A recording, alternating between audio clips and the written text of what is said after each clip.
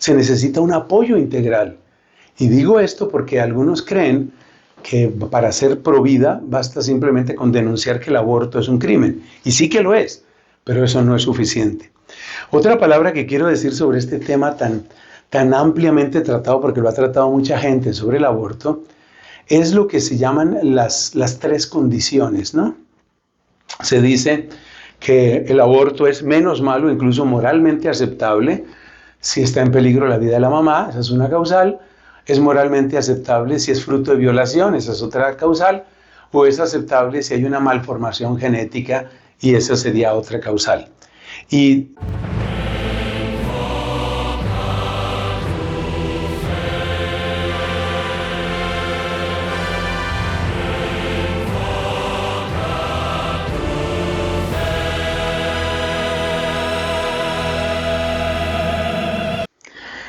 en el nombre del Padre, y del Hijo, y del Espíritu Santo. Amén.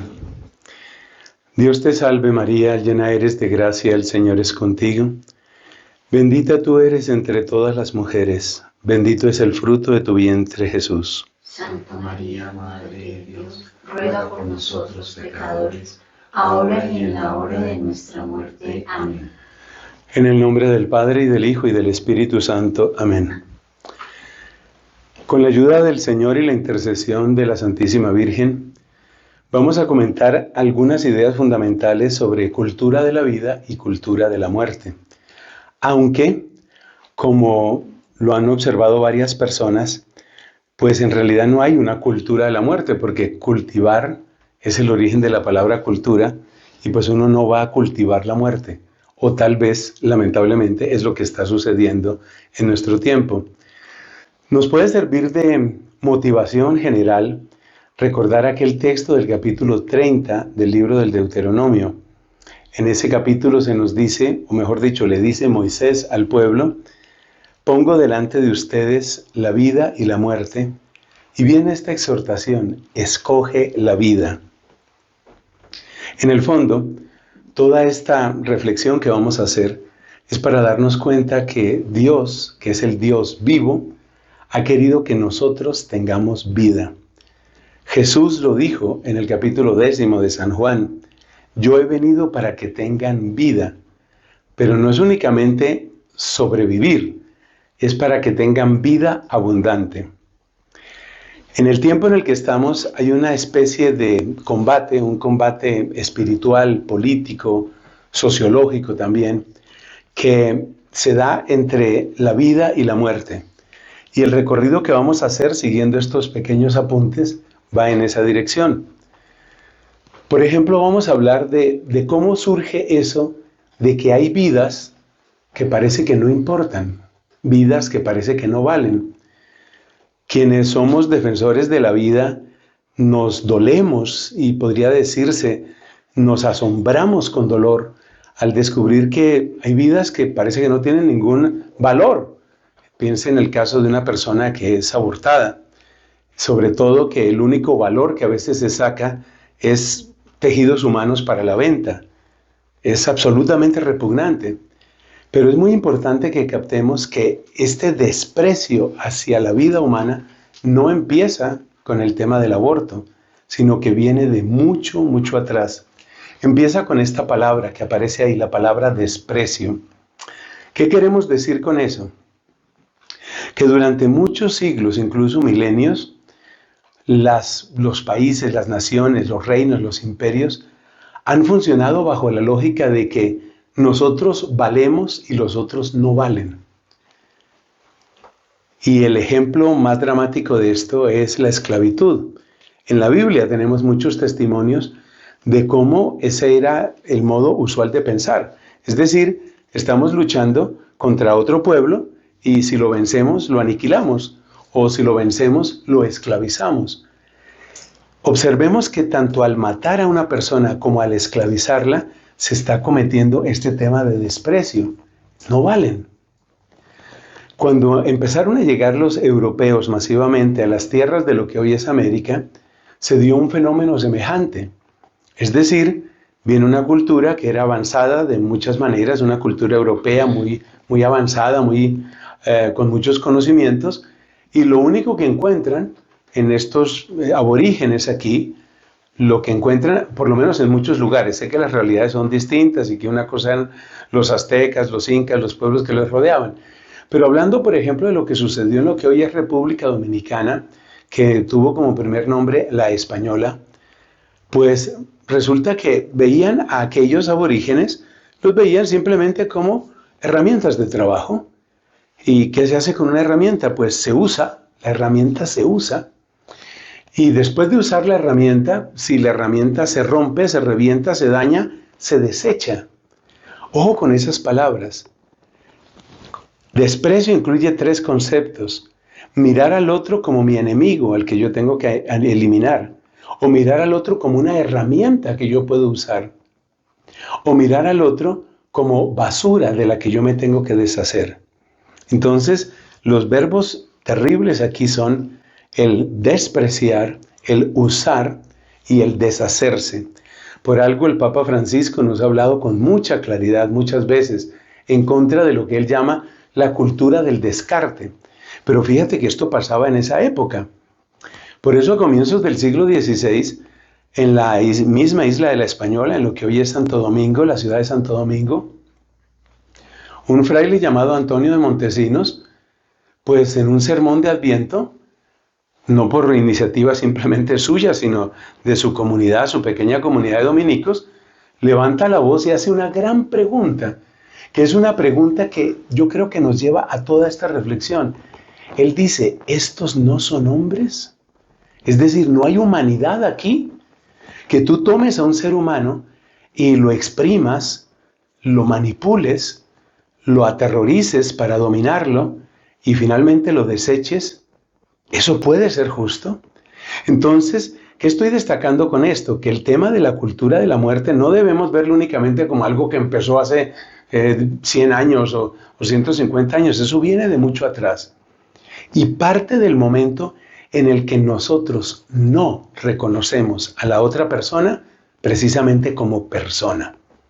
Si nosotros no reconocemos a la otra persona como otro que es como yo, caemos o en el desprecio, es decir, le quitamos su dignidad, o en el uso, o también caemos en ese descartar definitivamente al que no sirve. Esto nos está enseñando que hay una tendencia egoísta, una tendencia perversa en el corazón humano, que luego se va a manifestar de muchas formas, pero que finalmente quiere decir eso. Terminamos despreciando, usando y descartando a las personas. Quiero mencionar aquí, junto con esto, el caso de lo que lamentablemente se llama, en fin, es muy triste mencionarlo así, lo que se llama la profesión más antigua del mundo. Estoy hablando de la prostitución. Observemos que la prostitución y el maltrato y el uso de la mujer, ya sea simplemente para que dé hijos, como una máquina de producir hijos, o simplemente para que dé placer, incluye esto mismo. Y es muy importante caer en cuenta del lugar que tiene la mujer en esto, porque siglos, milenios de maltrato y de uso de la mujer condujeron mucho más adelante, que es lo que vamos a ver en la parte de género, condujeron mucho más adelante a movimientos que ahora pretenden hacer lo contrario. Entonces es la mujer que dice, yo valgo, yo soy capaz, yo sola, yo puedo, el resto no me interesa. Y yo tengo derecho sobre mi cuerpo y todo lo que sigue de ahí en adelante. Bueno, eso en cuanto al origen, darnos cuenta que el origen de la cultura en contra de la vida está en el corazón humano. Que el corazón humano, con su egoísmo, con su odio, con su indiferencia, que son pecados de todos los siglos, está realmente impulsando, empujando lo que hoy llamamos cultura de la muerte. Hagamos una alusión a este capítulo, lo que tiene que ver con capitalismo y comunismo. No son, por supuesto, iguales, pero hay una cosa en la que lamentablemente se parecen. Y de nuevo, es mirar al ser humano como una herramienta. Es una herramienta. Cuando surge la mentalidad capitalista, que va muy unida a la revolución industrial, concretamente en la Inglaterra del siglo XIX, ciudades como por ejemplo Manchester es la más famosa en ese sentido, ciudades como Manchester veían el tristísimo espectáculo de familias enteras que tenían que trabajar jornadas de 10, 12, 14 horas. Había niños que tenían que trabajar, no eran todavía adolescentes, eran niños, pero ellos tenían que ir a la fábrica con sus papás, no podían estudiar, no podían jugar, únicamente tenían que estar metidos ahí. Eran un piñón más, eran un engranaje más. Y como denunció Carlos Marx, lo cual no significa que estemos de acuerdo con todo el planteamiento marxista, todo ese trabajo de la clase más pobre, hasta enfermarse, hasta reventarse, hasta morirse, hasta ser descartados, todo ese trabajo, finalmente lo único que aseguraba era dos cosas: la supervivencia del obrero, como quien dice, que siga trabajando la máquina, y el aumento de valor, es decir, el aumento de ganancia para el que posee los medios de producción. Ese es el capitalismo en su expresión más cruda. El capitalismo no reconoce la dignidad de la vida humana. Lo único que le interesa es obtener la mayor ganancia, el mayor lucro posible. Como reacción al capitalismo, pues vamos a encontrarnos con el comunismo. Y entonces, ¿qué es lo que quiere el comunismo? Pues lo que quiere es que los medios de producción no pertenezcan a unos pocos, que serían la clase burguesa, sino que los medios de producción pertenezcan a algo que se llama el pueblo. Como quien dice, es propiedad común, por eso se llama comunismo. Entonces, si los medios de producción no pertenecen a unas pocas personas, sino que son de todo el pueblo, pues queda arreglado el tema del egoísmo, porque entonces ya no tenemos ese problema, y ya no lo tenemos porque esto es de todos. ¿Esto es de todos? ¿Realmente se ha cumplido eso en los países que han hecho el experimento del comunismo? Pues resulta que el pueblo necesita tener sus gobernantes. Y entonces en la práctica lo que hizo el comunismo, y esto se nota en todos los lugares donde ha llegado el comunismo, es crear una nueva élite. No hay tal repartición distributiva igualitaria, eso no existe. Entonces la élite del partido, el Partido Comunista, se llena de privilegios, y eso es lo que ha sucedido en Cuba. Acuérdese las riquezas de Fidel Castro. Eso es lo que ha sucedido en la Unión Soviética, o sucedió en su momento en la Unión Soviética. Entonces tenemos una nueva clase. Supuestamente se eliminaron las clases, pero surge una nueva clase a través de algo que se llama el partido. Entonces el partido es el que garantiza, que se va a hacer comunista todo el país. Pero parece que antes de garantizar eso, lo primero que garantiza el partido es su propio bienestar. Con un agravante, y es que toda la planificación también está en la cabeza. Es decir, que es la cabeza la que determina dónde tienen que vivir las personas, cuánto tienen que producir las personas. Y por eso encontramos en la época de José Stalin, en la Unión Soviética nuevamente, por eso encontramos en la época de Stalin, que él dice: esta población, estos millones de personas, no me sirve que vivan acá, se van todos. Unas migraciones masivas, obligatorias, donde murieron millones de personas. Algunos calculan que desde el surgimiento del comunismo y por seguir esta doctrina comunista, por lo menos 100 millones de personas han muerto en los distintos lugares donde se ha hecho este intento. Los lugares más conocidos obviamente son la Unión Soviética, la China comunista, Corea del Norte. Entonces, ¿estamos de acuerdo con el capitalismo? No. ¿Estamos de acuerdo con el comunismo? Tampoco. Y no podemos estar de acuerdo porque ambos desconocen lo que va a ser la afirmación fundamental de la predicación cristiana, y es el valor de toda vida humana. La proclamación fundamental de los derechos humanos está ligada a la predicación cristiana. ¿Por qué? Porque únicamente el cristianismo tiene esa capacidad de decir: mira, eres distinto que yo, tienes otra raza, tienes otra cultura, tienes otra manera de ver las cosas, pero el mismo que te hizo a ti, me hizo a mí. Y el mismo que me amó gratuitamente a mí hasta el extremo, te amó hasta el extremo. Es decir, que los dos dogmas fundamentales de la creación y de la redención son los que cambian la perspectiva de esto que hemos mencionado aquí. Solo en el momento en el que yo descubro que yo no he sido el autor de esa vida, que yo no soy dueño de esa vida, ni siquiera de mi propia vida, que yo no soy dueño de esa vida, sino que hay otro que es el creador, en ese momento yo empiezo a respetar a la otra persona. Y aquel lenguaje tan vigoroso y tan bello de la Biblia nos lo está recordando de una manera clarísima. Me refiero, por supuesto, a esa afirmación de que nosotros, cada uno de nosotros, está hecho a imagen y semejanza de Dios. Pero aún sin esa afirmación, es posible reconocer, es decir, por vía de razón, de sola razón, es posible reconocer la dignidad de toda persona. Y por eso, la única manera de tener un nuevo origen que venza ese desprecio, que venza ese uso, que venza ese descarte de la vida humana, la manera es descubrir la dignidad intrínseca de toda persona humana. Enseñar esto y vivir esto es parte de lo que significa ser cristiano, aunque repito, igual se puede también argumentar desde la sola razón. Bueno, eso en cuanto al origen. ¿A qué nos ha llevado la mentalidad de la cultura de la muerte y cómo se ha llegado a esto?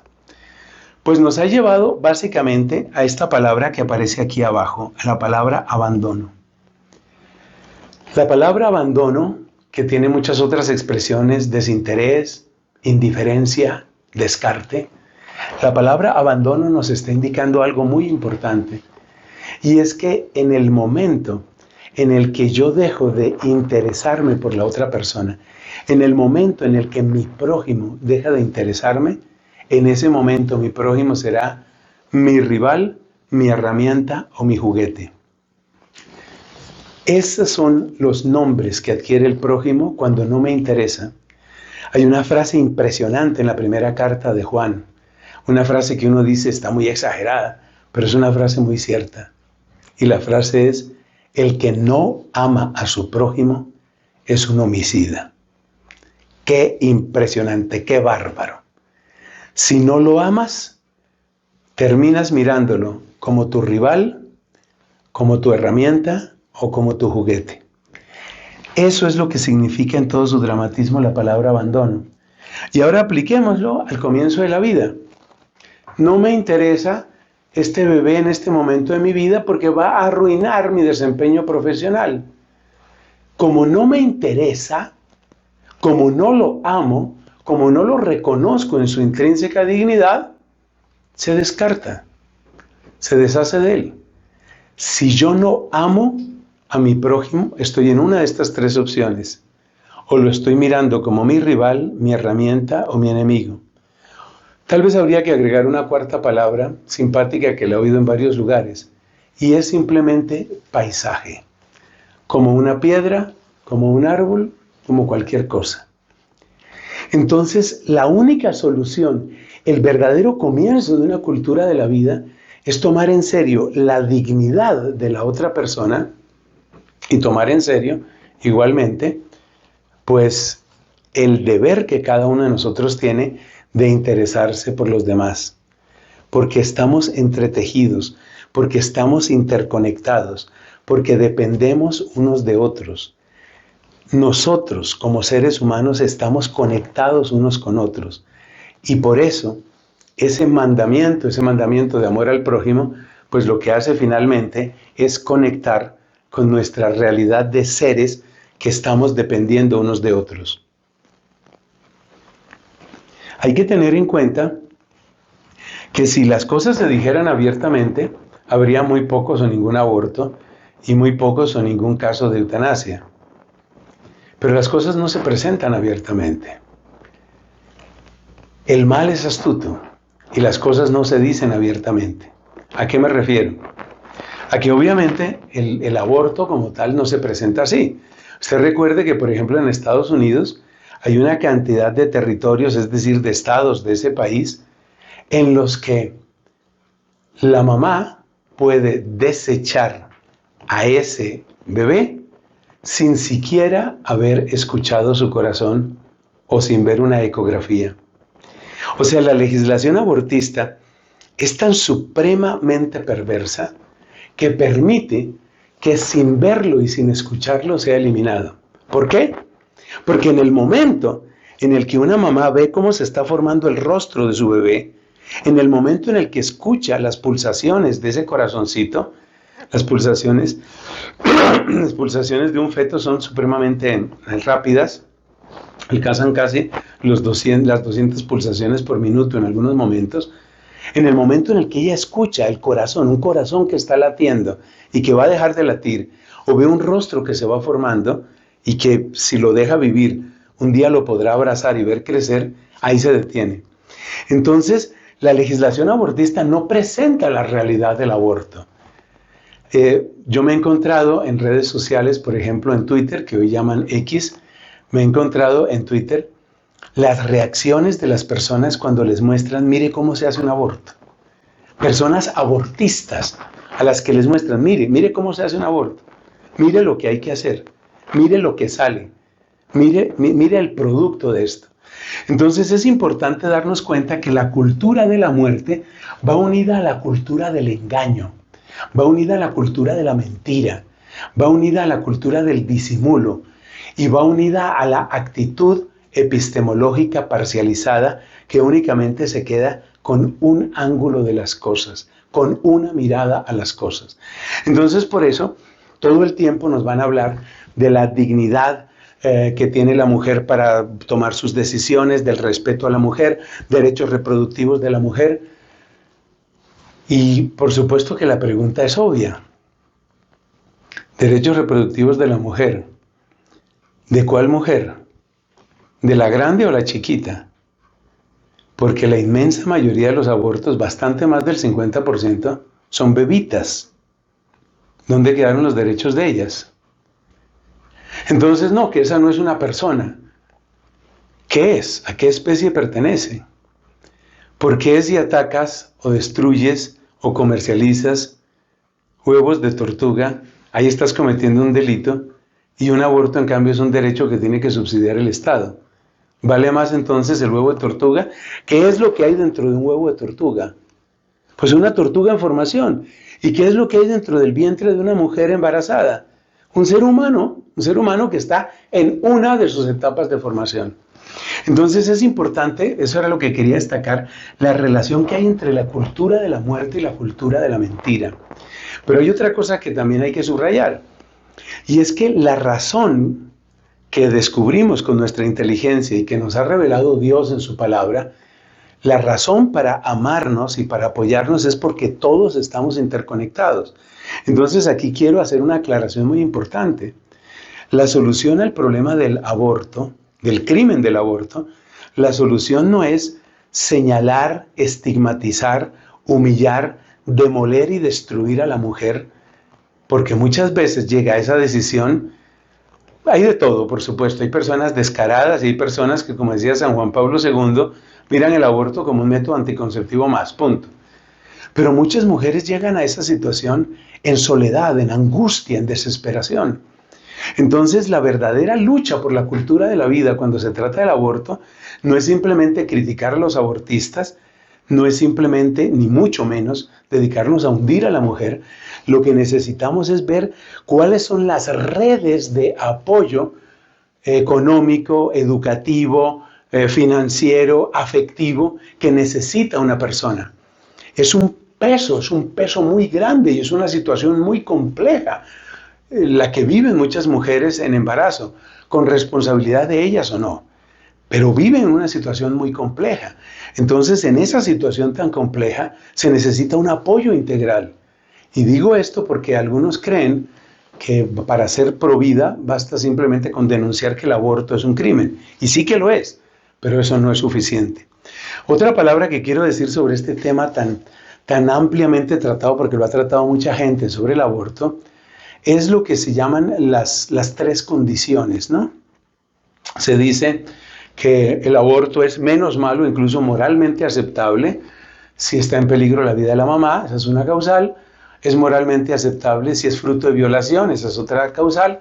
O es aceptable si hay una malformación genética y esa sería otra causal.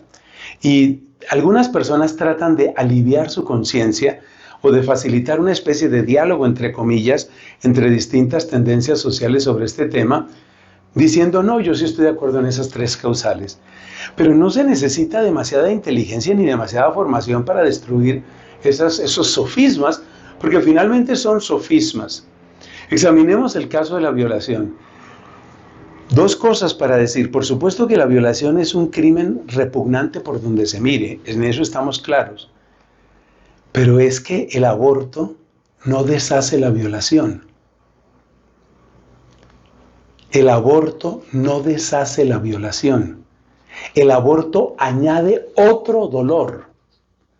Y segundo, que yo no sé si es incluso más grave desde el punto de vista ético, todos sabemos que el castigo tiene que recaer sobre los culpables. Y en una violación, si es realmente una violación, sabemos que efectivamente, pues la mujer es inocente, pero es que no hay nadie más inocente que la criaturita. Esa criaturita que va a ser asesinada, esa criaturita es la más inocente. Entonces, estás en un crimen, estás castigando al que no ha hecho nada, y lo estás castigando de manera irreversible, letal, cruel, al que no hizo nada. ¿Qué lógica tiene eso? Entonces, de nuevo, muy importante, cultura de la muerte es cultura de la mentira. Y por eso todo aquel que quiera apostar decididamente por la vida, tiene que formarse en la verdad. Tiene que formarse, por supuesto, en la fe, si es creyente, tiene que formarse en la fe y tiene que formarse en la argumentación que tiene que ver con todo esto. Caso semejante encontramos en la eutanasia. La eutanasia resulta un poco más fácil de argumentar para algunos, porque dicen, bueno, pero ¿qué sentido tiene ya una vida que está simplemente en el sufrimiento y una vida que no tiene ningún horizonte de esperanza, y etcétera, etcétera? Y por eso la palabra misma, eutanasia, lo que significa es eso. Eu es una raíz griega que significa algo bueno, y thanatos es la palabra griega para decir muerte. De manera que la eutanasia sería algo así como una muerte digna, de hecho lo llaman de esa manera. Otra vez tenemos el recubrimiento con palabras bonitas, palabras agradables de una realidad muy triste. La verdad es que la eutanasia se convierte cada vez más en un negocio.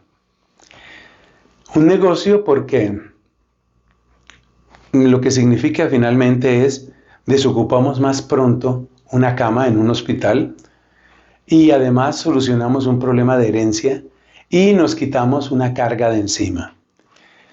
Si nosotros lo analizamos, los presupuestos de la eutanasia finalmente son que es una vida que ya no es productiva.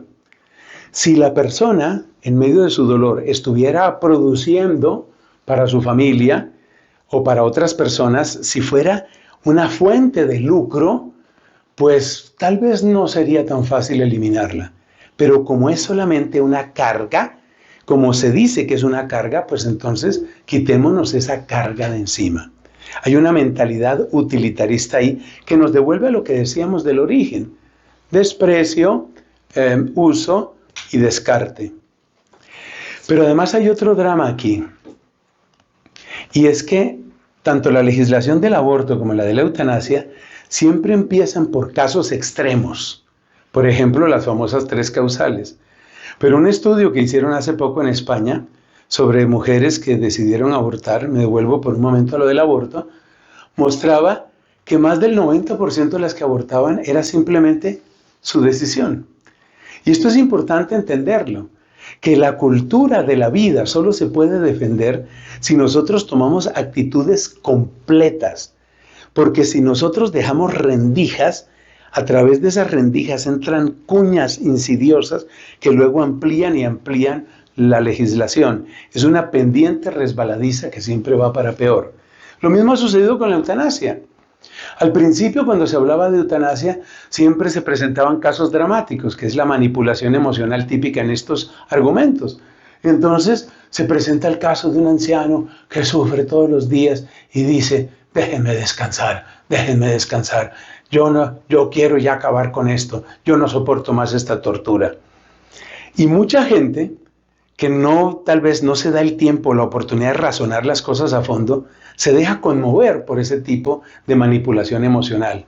Pero luego la cuña entra, una vez que ya entra la legislación se amplía. Entonces después dicen, sí, está bien, se necesita darle una respuesta a las personas que sufren con sufrimiento intolerable. Hay que hacer algo por las personas que sufren. Pero sufrimiento intolerable también es la persona que, por ejemplo, está en una ansiedad o está en una depresión. O tal vez sufrimiento intolerable es la persona que no le ve sentido a su vida. Entonces, fíjate, se empieza siempre por el caso extremo, únicamente para meter la cuña. Tú sabes cómo funcionan las cuñas, ¿no? Se mete una cuña y a medida que se va golpeando en esa cuña se va ampliando cada vez más la brecha.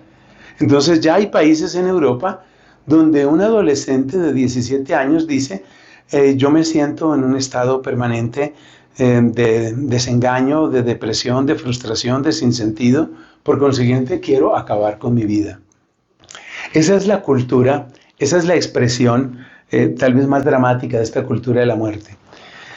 No cabe todo en este tablero, pero hay que destacar otra cosa importante aquí. Y es que aborto y eutanasia no son las únicas expresiones de esto.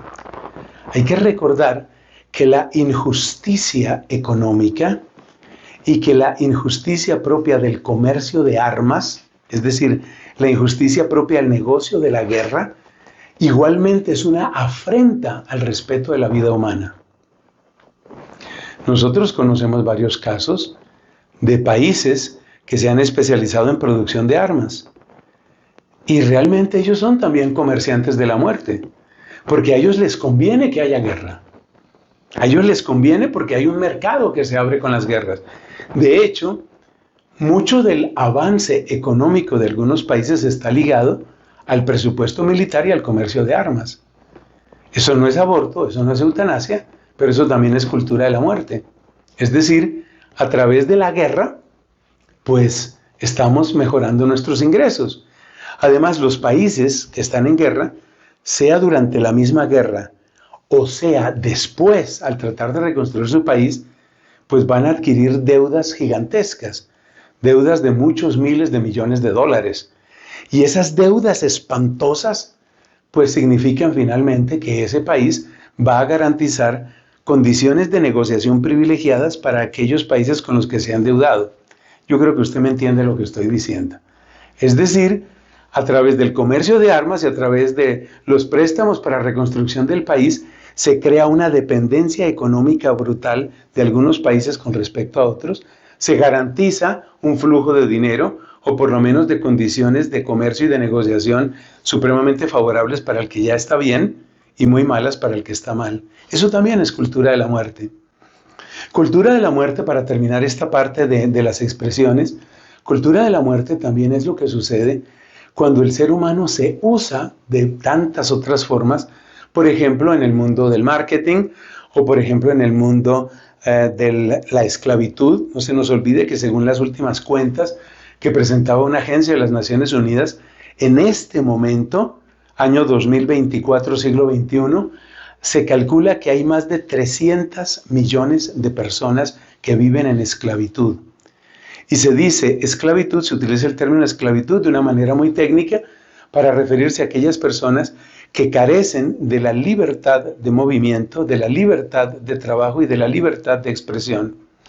De todas esas escandalosas cifras, lo más doloroso es pensar que en ese número están incluidos algunos que son parte de un comercio sexual infame, lo cual también ha denunciado el Papa Francisco. Es decir, aquellas personas, algunos de ellos, y esto duele todavía más, algunos de ellos menores de edad, hombres y mujeres, que son simples juguetes sexuales para personas con mucho dinero. Ese es el rostro de la cultura de la muerte. A eso es a lo que lleva. Y de nuevo uno se da cuenta que esa cultura de la muerte está amarrada con mentiras, amarrada con manipulación emocional y absolutamente inescrupulosa con respecto a las consecuencias. Un tema que está relacionado y que es muy actual es el tema de género. Sobre esto hay muchas predicaciones, conferencias, lecturas, En internet, para el que sepa buscar, hay muchísimo ahí. Pero aquí hay que mencionarlo solo porque es parte también de la cultura de la muerte y es bueno que veamos por qué. La mentalidad de género, de lo que se llama género, está conectada con el neomarxismo, pero vamos por partes. ¿Qué quiere decir género y cómo se relaciona el término género con el término sexo?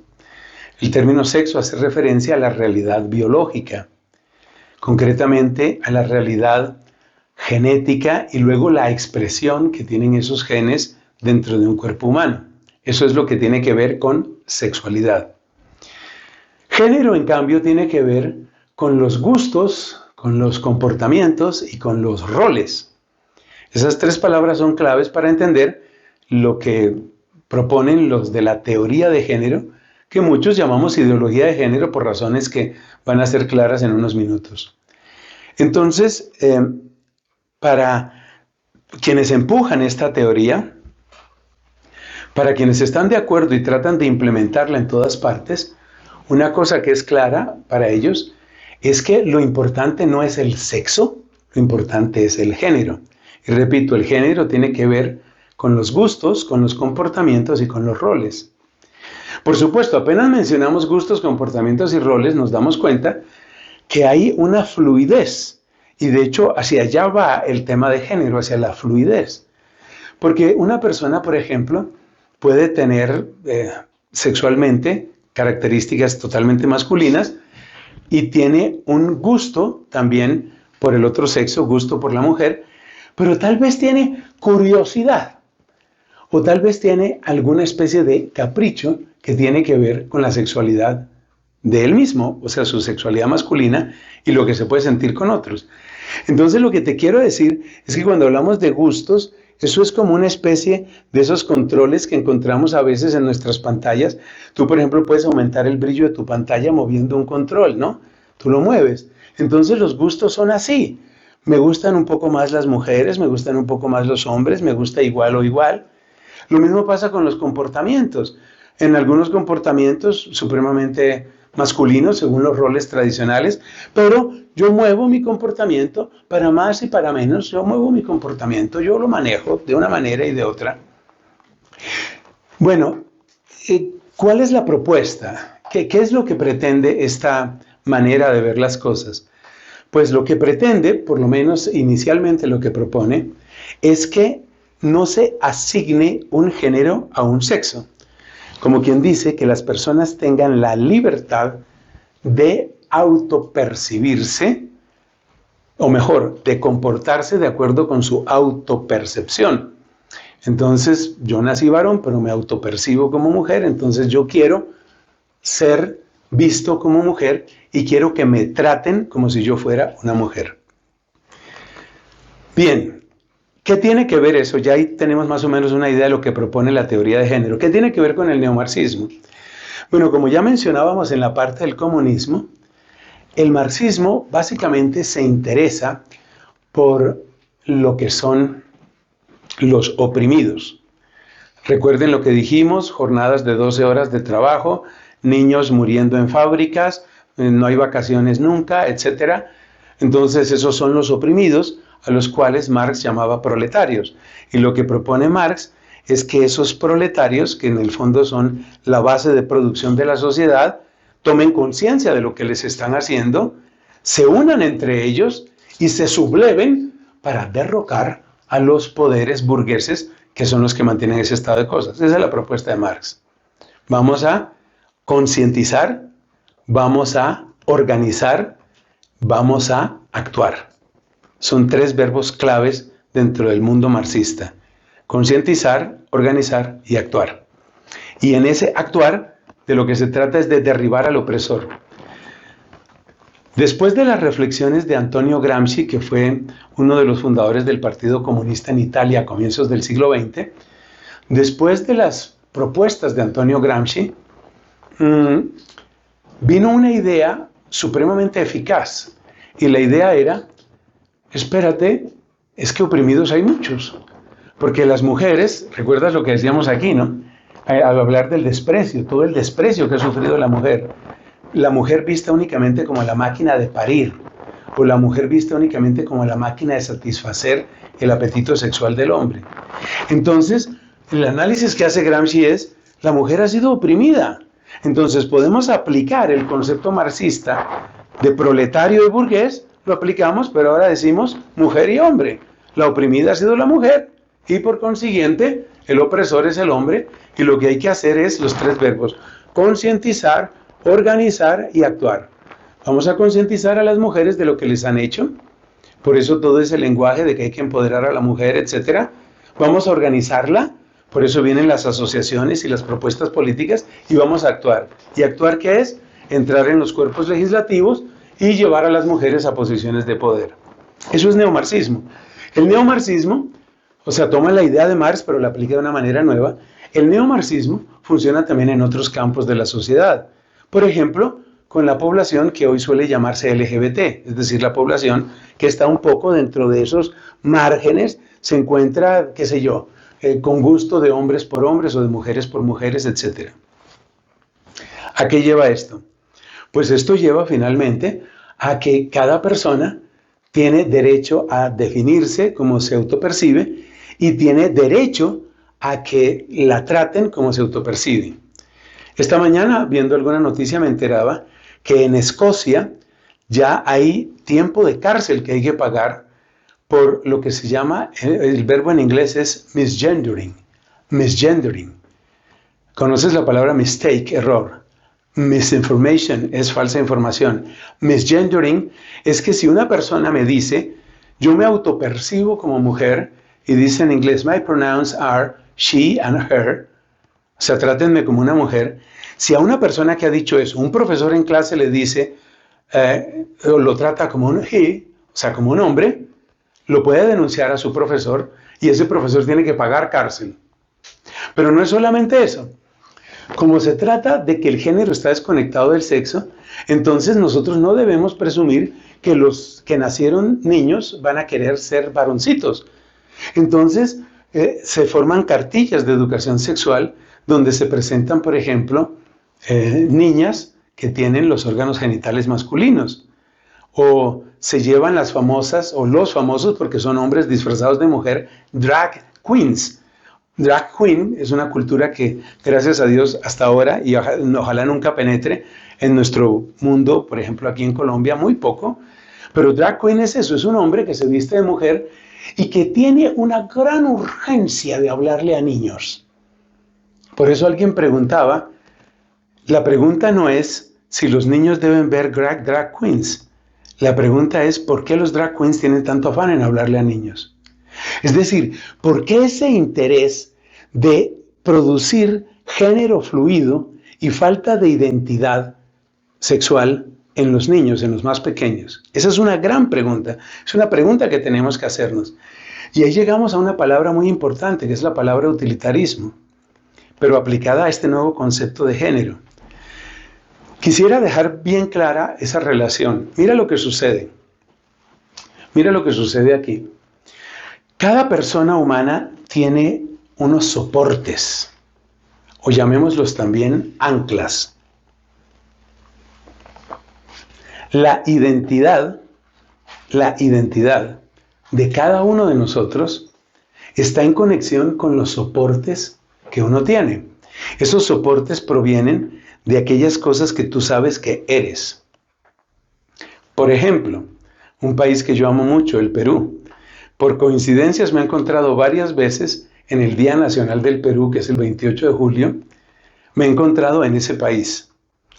Y hay muchas expresiones del orgullo que sienten los peruanos de su país.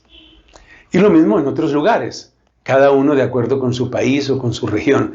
Se siente feliz de la región o del pueblo de donde es. Esa es un ancla. Esa es un ancla que tú tienes. Tú te sientes feliz de ser ecuatoriano. Te sientes feliz de ser guatemalteco. Te sientes feliz de ser español. Esa es un ancla que tú tienes. Otra ancla emocional importantísima, la familia. Tus papás, seguramente como mis papás, no fueron perfectos. Pero uno recuerda con amor y uno aprende mucho de sus papás. Papá y mamá, uno aprende mucho de ellos. Y son un punto de referencia para uno. Y muchas veces los que ya somos mayores, recordamos y uno dice, ya me lo decía mi mamá. Uno recuerda cosas. Esas son anclas, soportes emocionales que uno tiene. Los soportes principales, entonces, ¿cuáles son? Los soportes principales son la familia, la patria, el idioma, la cultura. Dentro de la cultura está la música, está la cocina. Yo recuerdo cuando estaba haciendo mis estudios en Irlanda, pues claro, es un país al que llegan muchos migrantes. Me acuerdo el ambiente que se veía en un pequeño restaurante griego. Toda la comida, tú sentías que te habían trasladado a Grecia. Las conversaciones se hacían en griego. La gente, entre comillas, descansaba del inglés y se dedicaba a hablar griego. Eso es parte de tu ancla. Y había que ver cómo una persona que tal vez se sentía tímida hablando en otro idioma, cuando ya habla su propio idioma y está comiendo su comidita griega, pues las carcajadas, los abrazos, las anécdotas, esas son anclas emocionales. Pero se nos ha olvidado mencionar una importantísima. Tu primera ancla es tu cuerpo. La conexión que tú tienes con tu cuerpo. Y ese es el gran tema, esa es la gran preocupación con la ideología de género. Porque la persona que tiene un conflicto de esa naturaleza mira en el espejo un rostro de mujer y quisiera ver otra cosa ahí. Es decir, se está desconectando de su propio cuerpo. Yo he tenido ocasión de hablar en Hong Kong, en una misión que estuve a hablar con un sacerdote que estuvo trabajando, que llevaba en ese momento años y años trabajando con población transgender, gente que se había operado. Y dicho sea de paso, muchos de los que se habían operado, por ejemplo hombres, para tener cuerpo de mujer, tenían que vivir tomando hormonas femeninas, lo cual también es un negocio para las farmacéuticas. Tenían que vivir tomando hormonas femeninas y ese exceso de hormonas y otras sustancias les estaba arruinando su hígado, sus riñones. Y me decía este padre, es raro encontrar una persona de estas que llegue a los 50 años de edad. Ese es el rostro de esa supuesta libertad. Entonces, fíjate que en el fondo la libertad de género es desconexión del propio cuerpo. Escribe eso que te conviene. La llamada libertad de género es desconectarte de tu cuerpo. Y no puede haber desconexión más terrible que esa, porque tu cuerpo está contigo.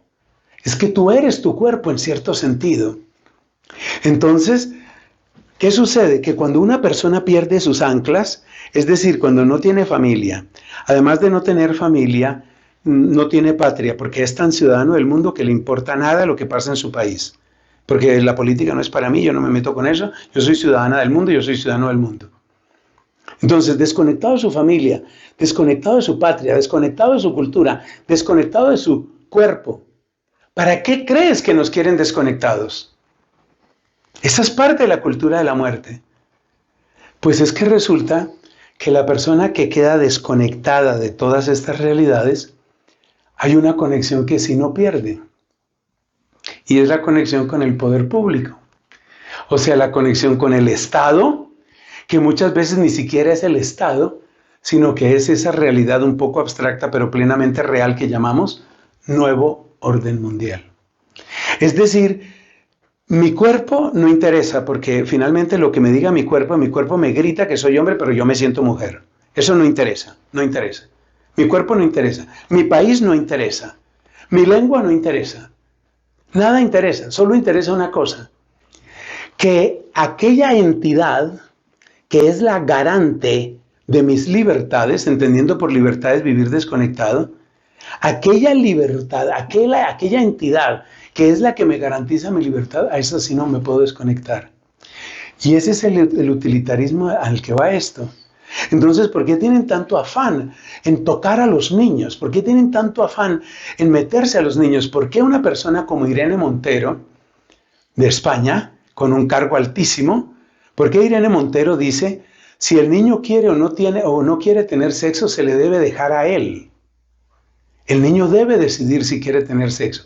Es decir, la siguiente puerta que ya se está abriendo, después de el tema homosexual y después del tema transexual, la siguiente puerta es sexo con niños, obviamente.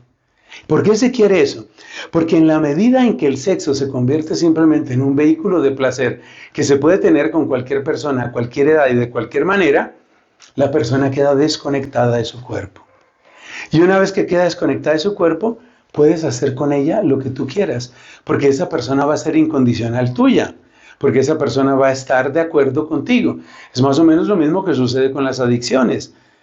Y de hecho muchas de estas personas padecen numerosas adicciones. Me decía que el sacerdote de Hong Kong me decía que muchas de estas personas vivían en un régimen permanente de antidepresivos y estimulantes. Entonces, antidepresivos durante el día, estimulantes durante el día, pastillas para poder dormir y, por supuesto, destrozando su organismo. Años después, me encontré con un laico, esta vez en los Estados Unidos, que me comentaba de su labor pastoral. Para mí son héroes las personas que se dedican a esto. Su labor pastoral, porque él trabaja en teología del cuerpo y trabaja en muchos de estos temas que yo recomiendo que siempre nos documentemos más y nos formemos más. Y me decía él, bueno, en síntesis lo que él venía a decirme era, yo termino recogiendo la basura. No lo decía con desprecio, sino que ese sistema, después de que despedaza a una persona y esa persona finalmente ya no es atractiva para nadie, esa especie de despojo humano que queda y que probablemente solo piensa en suicidarse, y las estadísticas lo dicen, porque lo dicen, esa persona pues queda como si fuera basura. Eso es cultura de la muerte. Hagamos algunas propuestas. La primera propuesta tiene que ver con un verbo. Nuevamente debo citar al Papa Francisco. El verbo acoger. Necesitamos aprender a acoger. Pero ojo con esto. Ahora voy a hablar expresamente para cristianos. Cuando nosotros hablamos de acoger, acoger no significa aceptarlo todo. Yo puedo acoger, por ejemplo, a una persona que tiene una adicción. He conocido personas así, adicción al juego, a la droga, en fin. Pero si yo acojo a esa persona que tiene una adicción, por ejemplo, a las anfetaminas, yo acojo a esa persona. Pero eso no significa que yo esté de acuerdo. Acoger no significa estar de acuerdo. La imagen que utiliza el Papa, y otros muchos la han utilizado, es la imagen del médico. El médico tiene que acoger al paciente, pero lo acoge para que entre en un proceso. Entonces este es acoger, pero es un acoger que significa desear y trabajar por el mayor bien de esa persona. Entonces hay muchos malos entendidos sobre ese acoger, incluso dentro del mundo católico, hay muchos malos entendidos. Y yo personalmente a veces quisiera que el Papa fuera un poquito más claro en algunas de sus expresiones, porque enfatiza tanto el tema de acoger que casi parece que acoger es aceptar. Y uno no tiene por qué aceptarlo todo. No fue lo que hizo Cristo. Cristo acogía a las personas, comía con ellas, estaba con ellas, pero con un propósito, que den un paso. Ese paso, en lenguaje de fe, se llama conversión. Por supuesto que la conversión brota de dentro del corazón, y eso también nos lo enseña la palabra de Dios. La convicción brota de dentro, pero tiene que darse esa conversión. Entonces, nuestra primera propuesta para entrar en una cultura de la vida es que necesitamos acoger. Si no existe esa acogida, nos devolvemos a esta primera palabra de aquí, la palabra desprecio. Nosotros no podemos tomar una actitud de arrogancia, una actitud de insulto, una actitud de ridiculización, una actitud de asco, que yo sé que es difícil en muchos momentos, sobre todo cuando uno ve personas que han hecho de su vida un negocio y su negocio es explotar a otros. Pero lo primero está siempre ahí. Pero para acoger también necesitamos acogernos. Y eso significa que uno acepta su propia realidad, uno acepta su propia historia. Pero así como dijimos antes, aceptar la historia no significa aceptar simplemente lo que yo soy y decir es que yo soy así. O como aquella canción de mis años de adolescencia, soy rebelde porque el mundo me hizo así y ya está. No. La verdadera acogida, también la acogida que uno se da a sí mismo, es la aceptación profunda y humilde de ese ser que está en camino, que ha de caminar, que ha de avanzar. Y por eso aquí ponemos un no más. ¿No más de qué? Pues no más de mentiras. No más de mentiras. No más de pereza. No más individualismo. No más ignorancia. Pero digámoslo entonces en positivo, además de acogernos, ¿qué necesitamos? Necesitamos comunidades que aprendan a quererse. ¿Qué más necesitamos? Necesitamos formarnos. ¿Qué más necesitamos? ¿Somos gente de fe? Pues necesitamos mucha oración para tener la actitud justa.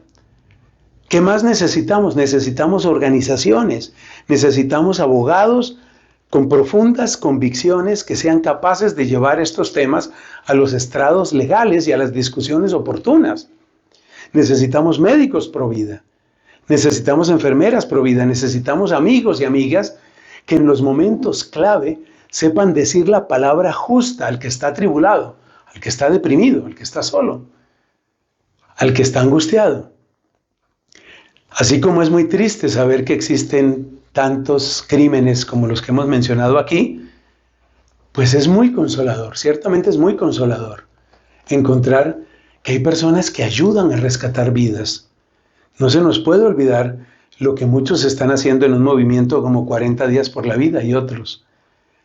Cada bebito y cada bebita que nació y que no iba a nacer es una gran victoria. Y hay que saber celebrar esas victorias, no más de esta cultura de la muerte. Necesitamos acogernos, formarnos, unirnos y, por supuesto, actuar. Fíjate que se parece mucho a lo que propuso Marx, pero es que Marx lo sacó de su fondo judío. Él era de raíces judías y de raíces bíblicas, lo cual me duele profundamente en el alma. Entonces necesitamos, eso que proponía el marxismo lo necesitamos nosotros. Tomar conciencia, organizarnos y actuar. Cada uno desde lo suyo. Marx no creía en la oración, nosotros sí. Tenemos que hacer oración también por esto. Y a medida que la oración va impregnando nuestra vida, nuestras palabras, nuestros anhelos, nuestro trabajo, a medida que vamos creciendo en todo esto, pues entonces podemos dar una respuesta positiva y podemos experimentar lo que dijo Jesús y que mencioné al principio de la predicación. Él ha venido para que tengamos vida y la tengamos en abundancia. Gloria al Padre y al Hijo y al Espíritu Santo, como era en el principio, ahora y siempre, por los siglos de los siglos. Amén.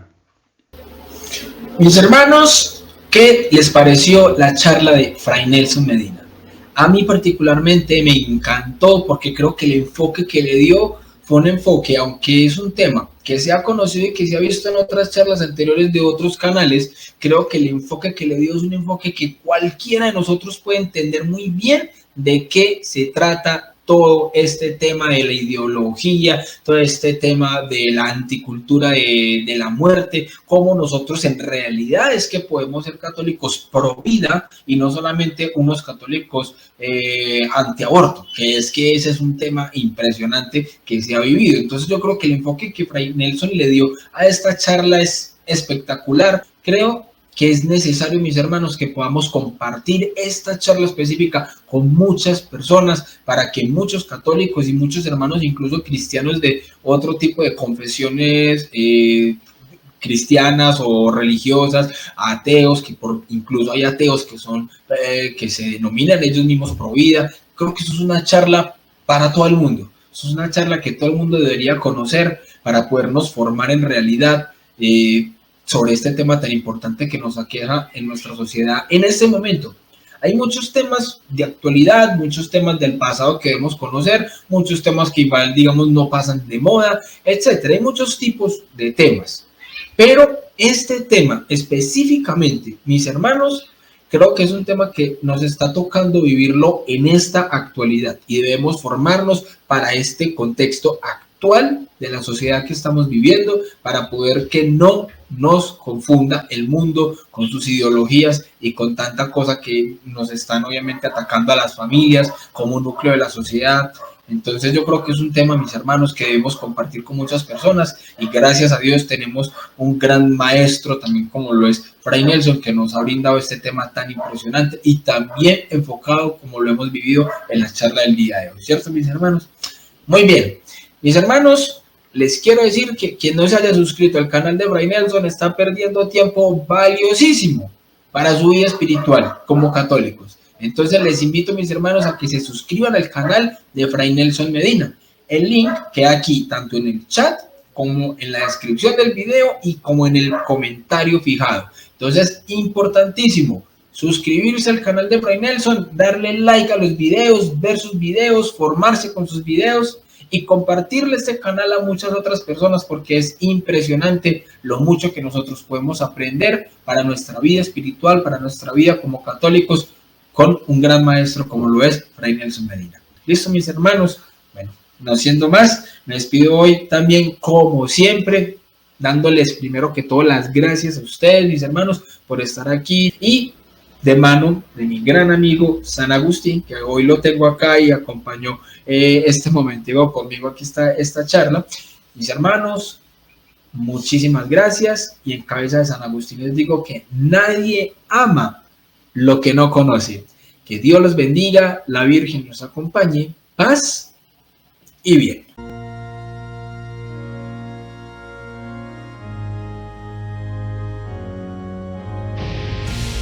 Pobre libertad que sucumbes a tus hijos.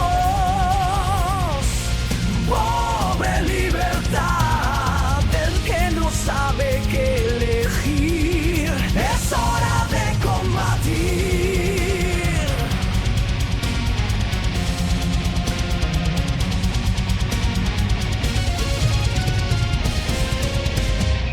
Son los tiempos crueles que rondan a la humanidad. Son todos los gobiernos con ansias de hacernos callar.